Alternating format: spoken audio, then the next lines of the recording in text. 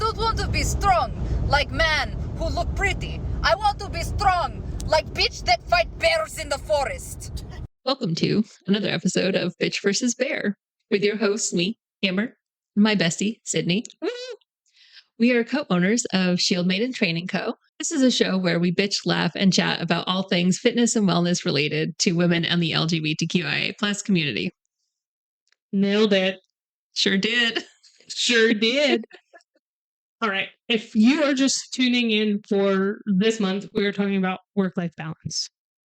And if you didn't listen to last week's episode, you should go learn a little bit more about September, which was our fun fact September intro. So the reason I did it was to lead to here. So September is a busy month, especially in the United States. Fair. It's a month of juggling like back to school. It marks the end of summer vacation, beginning of the school year for students of all ages, like from kindergarten to college. It involves a flurry of activities such as shopping for school supplies, registration for classes, and adjusting to new routines. And there's Labor Day right at the start of September, which marks the unofficial end of summer in the U.S. Many people use the long weekend for vacations, barbecues, and other of their leisure activities. I love the leisure. You're really into that word. I am. It's fitting. So the return from that break can lead to a surge in work and other like commitments. Fall sports often start after Labor Day. And then not to mention the seasonal transition. So weather starts to go from summer to fall. And a lot of us are finishing up our outdoor activities that, we don't do in the wintertime and our home maintenance tasks before weather sets in. So think of the people who are like having to, rake their whole yard or till up gardens. And, there's a ton more. I mean, yes. So September felt like a great month to talk about those work-life balances. That's fair. That's fair. So achieving that work-life balance is essential for maintaining our overall well-being and ensuring that both your professional and personal lives thrive. Thriving, this is not just surviving. Yes. One of us has more energy than the other. Can you tell which one? It's always you. It's literally always you. Get the goddamn Energizer Bunny. Okay, with the holidays around the corner, here are some strategies to help you achieve a healthier balance between your work and your personal commitments. We love strategies. We do. We're all about the strategies. Yes. So first off, setting clear boundaries. Establish clear boundaries between work and personal time. Define specific work hours and stick to them as closely as possible. We know some things happen, but really try. Avoid checking work emails or taking work calls outside of your specified work hours. Yeah. Very important. And I think this, also for college students and people like that, it's like try and set aside time. Like it's hard when you're in college because everything, those lines are blurred. But if you think of going to class and doing those things and doing homework and that's training you for the workplace. That's literally what college is. So setting those boundaries early and defining them early of like, okay, I'm going to work from these times to these times, and then I'm going to go have a personal life and trying to really stick to that. Yeah. People who can do that tend to get better grades and have more success in college overall. Because they're not better well-being. Yeah, and better well-being. So it's not just for those of us in the kind of traditional 9-to-5 world. Yeah, exactly. Yeah. Prioritize your tasks. Use time management techniques to prioritize tasks and focus on your high priority items first. This helps prevent work from spilling over into your personal time. There's a lot of apps and things out there that help you do that. And I also like to think of even in your personal time, so things don't spill over into your work time. Yeah.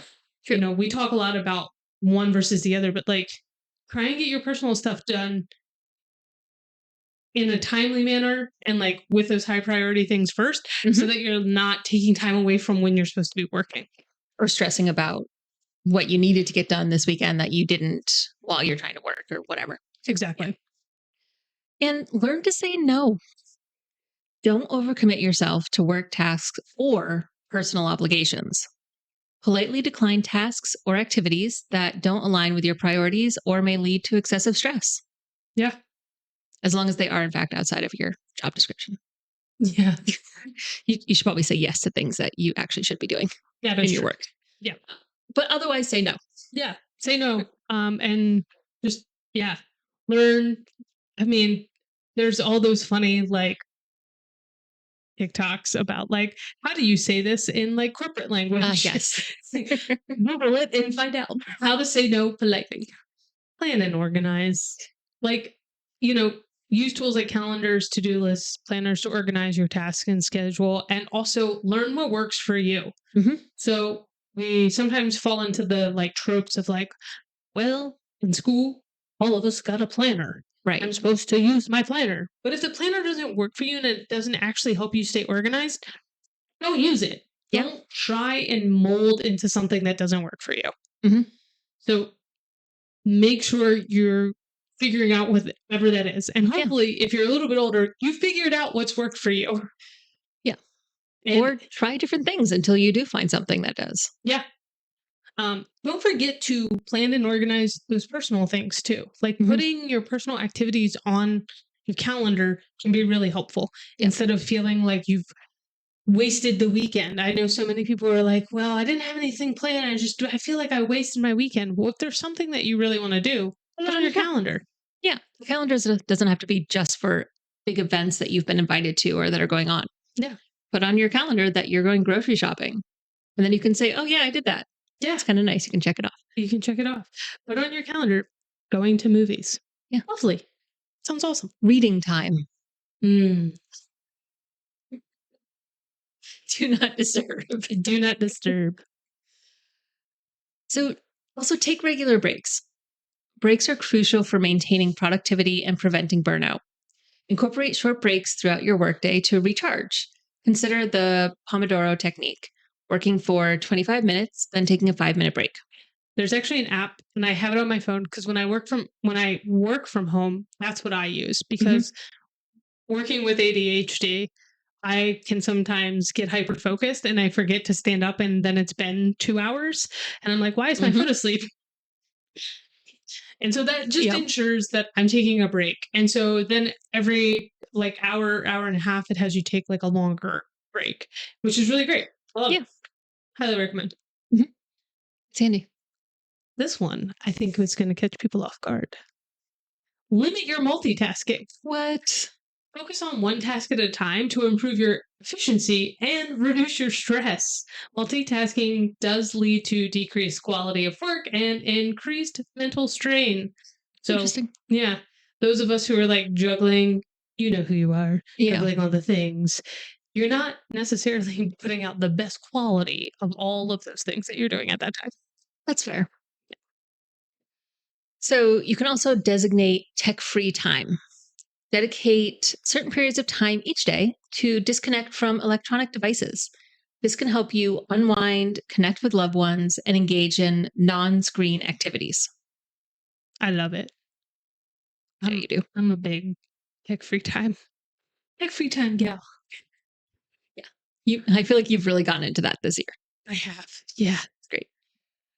It just reminds me of like when I was working in the field because I would go Mm. months without knowing where my phone was. I have no idea. It's in, I don't know which backpack it's in. Well, Couldn't tell you. hey, keeps you from getting those work calls. No, that is true. So this one we talk about a lot. Mm-hmm. Practice self-care. So What? prioritizing self-care activities such as exercise, shocker, cough, cough, Mm-hmm. meditation, your hobbies, and spending time with family and friends. Take care of your physical and mental well-being contributes to a healthier work-life balance. Shocker. Rest. Rest can be included in self-care, Yes, absolutely. and you can plan your rest. You can put it on your calendar. Also, take advantage of like when things like the weather and your calendar align, and after like the summer and lots of sunny days where we all feel we need to get out and do things and the days are nice and long, take Mhm. advantage of when it's those rainy days. Like Yeah. if a rainy day pops up and you're like, all I want to do today is take a nap and read, do that. Yeah. Yeah. So you're less likely to be motivated on those days anyway. So you can say, Take hey, advantage. I'm going to take advantage of this. Absolutely. You can also communicate with your employer. Openly communicate with your employer or supervisor about your work life balance needs. Discuss flexible work arrangements if possible, such as remote work or adjusted hours. Yeah. Yeah. I think if you go back a couple episodes, we were talking about grief. Like, I had to have that conversation of like, I was stressed about our other dog being left home alone. He had never done that before. And so had to adjust hours so that I could go work from home in the afternoons on certain days. And it just really made for a better work life balance. I was like, okay, this might not be an all the time thing, but right now, this is what I need to be able to balance these things. Exactly. And I think a lot of employers are either have been or becoming more aware and accommodating of that work life balance, encouraging maybe. It's important. So definitely communicate your needs. Definitely. Highly recommend. Because there are people too, whether we like it or not, like, you know, that might be the company policy, but maybe the company policy needs to change. Never know until you have that conversation. Yeah. Like my mom always says, the worst that can happen is they say no. Yeah. And you're no worse off than you were before. Exactly. So setting realistic goals. Avoid obviously setting unrealistic expectations for yourself. Yes. Be honest about what you can actually accomplish in a given time frame and set achievable goals. This goes for both in work and your personal life. If you're like, hey, I got a wedding to attend and I only have 6 weeks and I want to drop 25 pounds, that's unrealistic. You're not going to do it. It's also not healthy. It's also not healthy. So setting those realistic ones. If a project comes to your desk and they're like, we want you to turn around in this time frame, you can say, I don't think That's not realistic. That's not realistic. And just have that conversation so that you're not bleeding over into your personal. Exactly. Yes. Learn to disconnect. When you're done with work, mentally disconnect from it. Avoid thinking about work-related topics. Matters, yeah. During your personal time. It's the same thing. I think I talked about this last week. Working from home, that is a real not concern. What am I thinking of? Issue? Reality? I don't know. Yeah. Blurred line. Blurred line. And, practicing that, okay, this is the end of my work time. I am shutting down my work things and I am moving into my life. Yes. Yeah. It's important. And I think people sometimes are like, oh, I disconnected from work as in like I put my phone over there. But like it is important to have that mental shift. Yeah. Of like maybe you go for a walk or something post work. So you're like, okay, this walk signifies I'm going to get it all out, think about it, do whatever. And then when I come home, work is not on my mind. Yeah. The end of my workday usually includes taking Gracie out for a potty walk. So and then it's like, okay, I shut down my computer. I've taken Gracie out. We come back in and now it is home life time. That's good. Yeah. Nice. Yeah. We should have done that more. You can always practice mindfulness. Engaging in mindfulness exercises, meditation, and deep breathing can help reduce stress and stay present in the moment. Mindfulness can improve your overall sense of well-being, and it can also be tied right back up into the learn to disconnect. So like maybe that's what you do to help clear your mind and make sure that you can leave work where it belongs at work, even if that's, from your living room.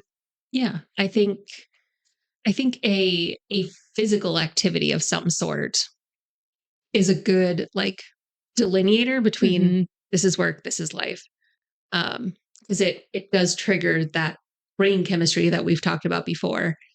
And okay, I have stopped thinking about that. Now I can think about new things. Yeah. And for a lot of us, it used to be the commute home. Yeah. you would get in the car, you would turn on music, or Mhm. maybe even just sit in silence. Maybe you had a really socially draining, and that was the time. But many True. of us don't have that anymore. We don't commute. The 5 steps from our couch to our computer station is not enough of a commute time. It's not a big commute time. No, not really. So you should also regularly evaluate and adjust. Nothing is locked in stone. Periodically assess your work life balance and make adjustments as needed. Your priorities and circumstances may change over time. Most likely they will. So be flexible in your approach to how you manage this work life balance. Yeah, I mean, different things are going to come in and out of your life. Maybe you have a kid that's going to obviously change things. Maybe you move and you are now having to commute and things Yeah. like that. Yeah. This one I really liked and I hadn't really thought about before researching. But if Mhm. you're in a leadership position, model the behavior you want seen What? around work life balance. So many of us in leadership roles fall into the trope of I'm just going to take on all the burden and I'm going to work until, I bleed from my ears.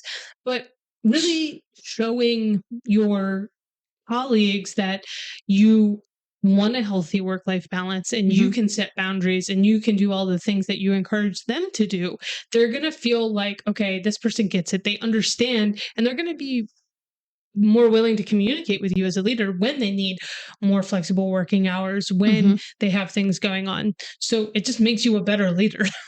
And also, I think it's not just modeling that behavior, but also encouraging it and supporting it Yeah. within your team, whoever you have working under you Yeah. or with you.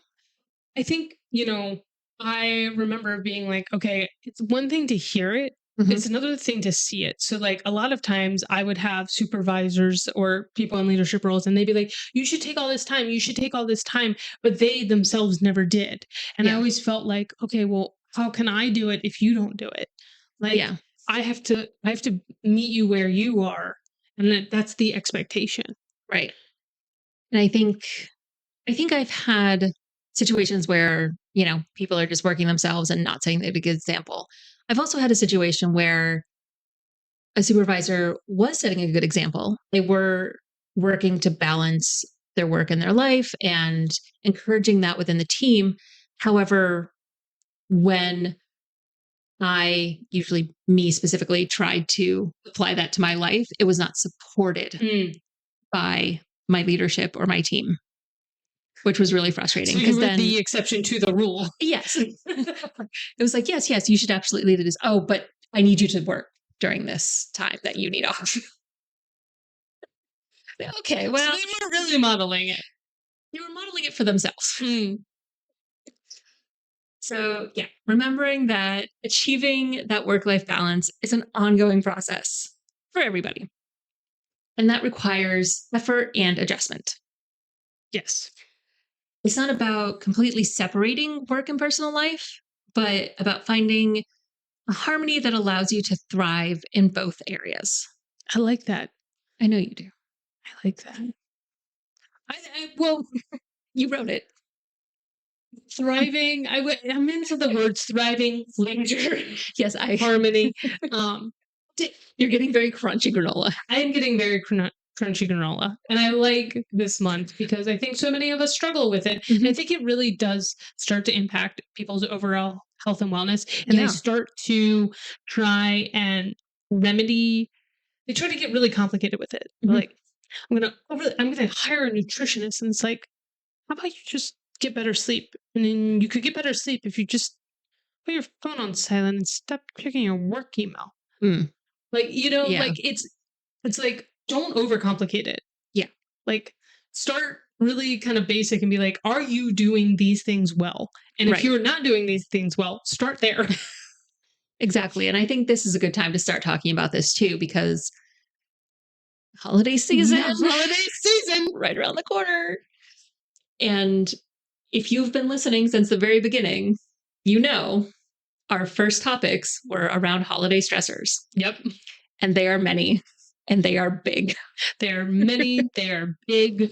So if you start implementing these balances for yourself now, I feel like it can really help when we get into those more stressful times that the holidays can bring, and help you set boundaries and help you maintain that balance and keep things at a lower stress level. Yeah. I agree. And I think, yeah, one of the reasons that I really liked September for this was, it's the start of Q3 for you corporate folks. And it's a big transition time for all the reasons that we said above the opener. And, if you can get them in place now, it's just you're going to have more success when you get into those dark days and stressful holidays.